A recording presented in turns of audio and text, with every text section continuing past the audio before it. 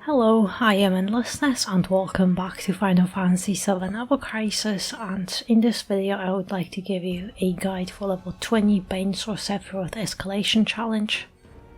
Banesword Sephiroth has no elemental weakness, but this escalation has battle effects that increase our physical attack by 70%, and it also applies lightning weakness on a boss, so this Sephiroth is weak to lightning and ideally wants physical DPS, as you'll be doing a lot more damage with that free 70% boost.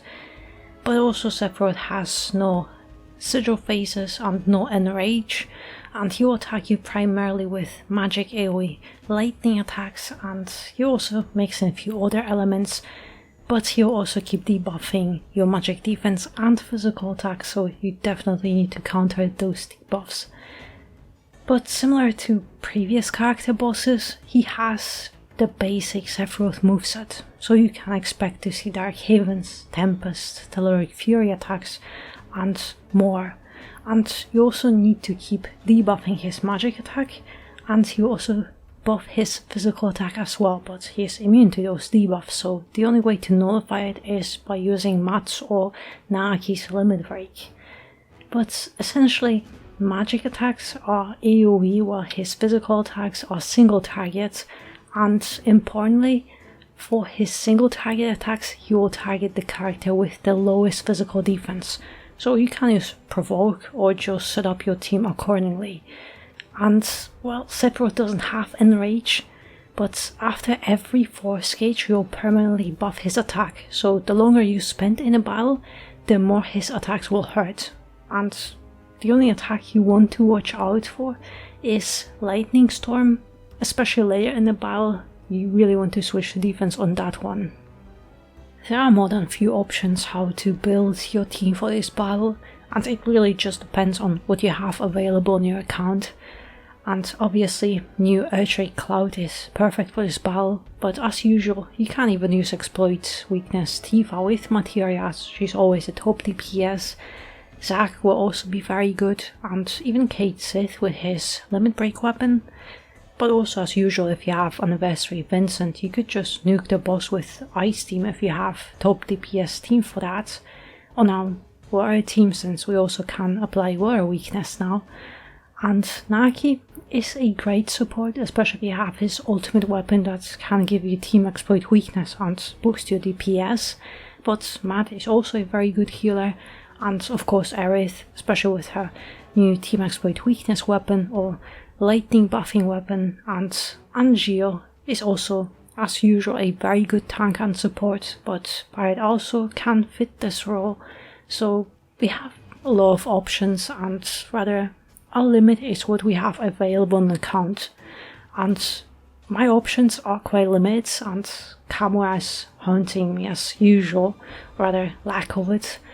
And initially I did clear this battle with Matt and Angeal as tank with Provoke, and Provoke is needed because it's impossible to get Angeal's physical defense low or lower than others, because he gets a lot of defense from his overspeed tree, so you really need a Provoke weapon on your tank if you want him to be tanking hits. And with this team the battle was really fine, but then I got a big brain idea to try 2 healers with Cloud and Matt just having Matmura, because I don't have Kamura, so it is just Matmura, and she also debuffs lightning resistance. And Aerith is just here to generate extra AB with Baneroth, and also has this new Team Exploit Weakness weapon. And with this setup the battle is rather very safe and chill, and how long it takes just depends on your DPS and how fast you can kill the boss. And yes, I have maxed out both weapons, but you don't need OB10 at all. OB6 is more than fine, or even lower should also be fine, especially for Aerith's weapon. But I also have many equipment slots empty to keep the stats to the minimum, and Cloud only has Summon weapon with HP, no sub weapons that would increase his attack. So lower overboosted but fully equipped Cloud can hit much harder. Same with Aerith, her weapon can be even below OB6, or you can have the lightning buffing weapon, and you can just equip another HP weapon on her so she can tank those hits and generate extra AB. But like I said, my options are limited, and I also thought I can show how those weapons can work. Matt has Dark Knight outfit with Vanquishing X, 0 players for heals and buffs, Nautilus to debuff lightning resistance, free ultimate weapon, Cura for single target heals and Breach. And then in sub-equipment slots, Matt has Gil weapon with magic defense for allies and Brilliant Color for HP. Aerith has Bahamut outfit with Breath of the Earth, Sage Staff for exploit weakness, Baharut for heals, P-Dev buff and to generate extra AB, Banner ultimate and Breach materia, and then sub-equipment slots Aerith has Gil weapon with physical defense for allies and a weapon with physical attack for allies. And also Aerith has the lowest physical defense to ensure that she gets targeted by the boss. Cloud has Lightning Arcanum outfit with Judgment Bolt, Earthquake for DPS, Ultimate Buster, 3 Lightning Ponzi materia, mainly to get his physical defense higher than Aerith's, and then in sub-equipment slots Cloud only has Bahamut summon weapon with HP and magic defense, but also in secondary slot you can equip Log for Cloud to buff his lightning damage if you have it, or just Banesword as it will boost his physical attack the most.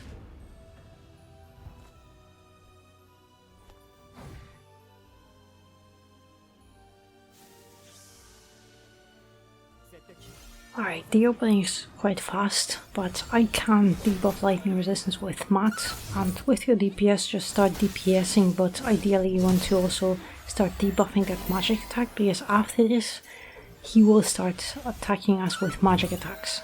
And with Aerith, ideally if you can, buff her physical defense, but she should survive that even without it.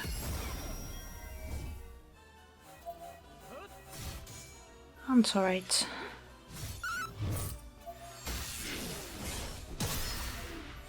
Let's just heal, and also that's why you want Aerith to be targeted, because she can generate all that extra AB.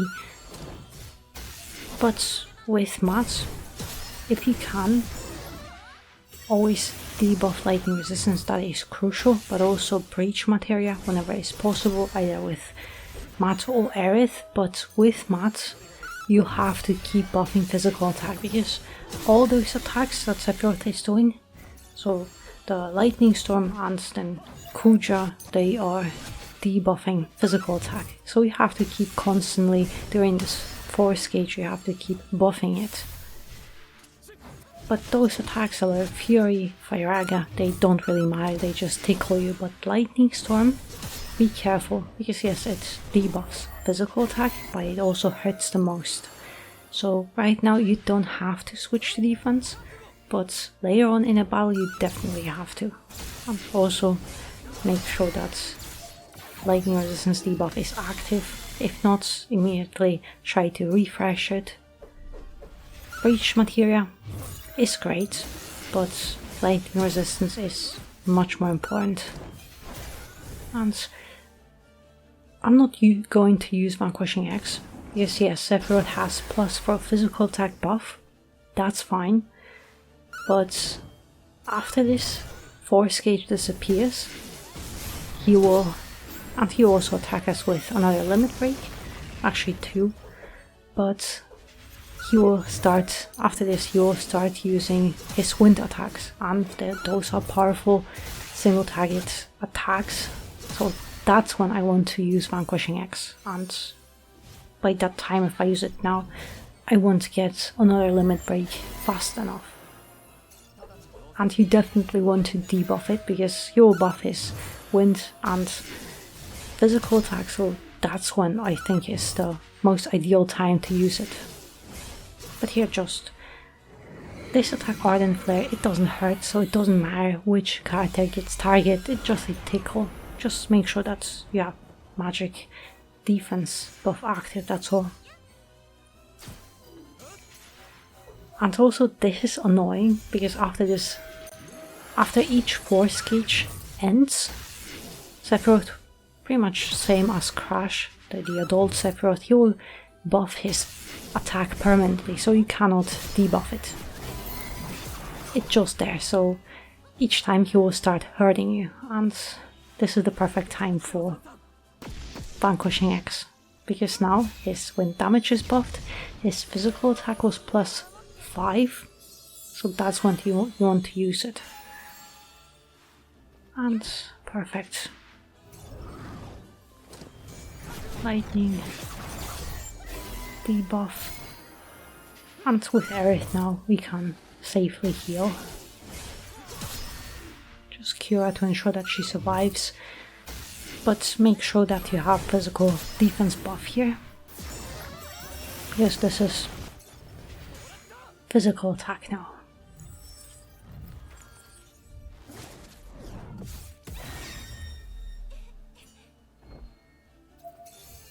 But also this is annoying because as soon as Sephiroth starts, well, he buffs his attack permanently, you get those extra 2 buffs underneath his HP bar. So now you have to wait a few seconds for those buffs to switch, otherwise you have no idea what's active or not. And that's another one. Those just ensure that you have physical defense buff active, or Aerith is at least close to max HP.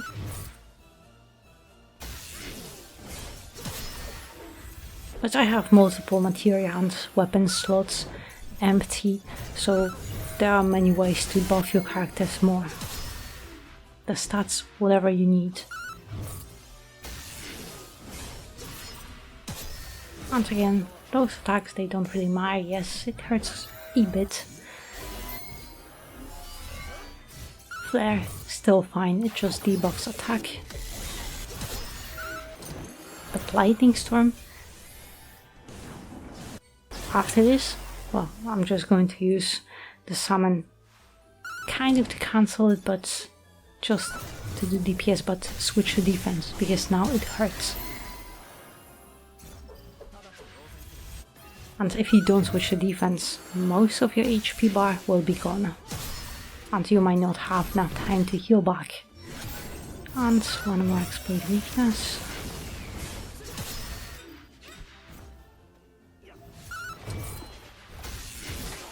But yeah, Aerith's exploit weakness is pretty much the same as her lightning buff, because it's 3% and mid or high potency lightning buff. Well, if you don't have a weapon, that will be 10.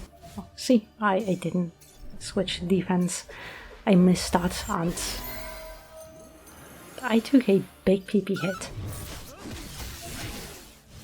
But her exploit weakness and mid potency lightning buff, they are pretty much the same percentage wise. So it just depends on what buffs you have available on your account. So you don't really have to use exploit weakness, you can also use her summer weapon or other alternatives. Alright, we are almost done. Lightning Storm, switch to defense.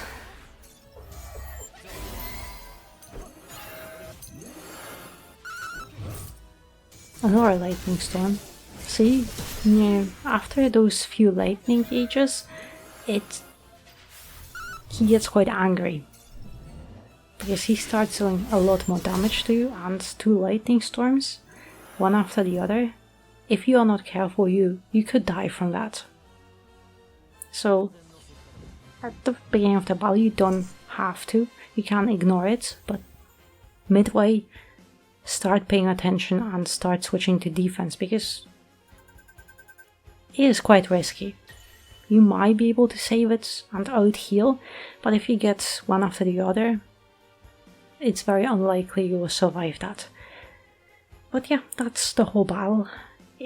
I'm glad it is not too hard and more accessible, as we can use many characters. It just depends what you have available on your account. I don't have many things, as I skip many banners, most banners, so I'm very selective, so that's why my options are limited and I can only use what I have. But yeah, I hope you found my guide helpful. The battle isn't very complicated, it's just about switching to defense and dealing DPS mostly, and also keep buffing, and so just nullifying his debuff, so keep buffing yourself and ensure that you have all buffs and debuffs active, and that's pretty much all. So good luck on your own clear, and thank you very much for watching, and I hope to see you next one.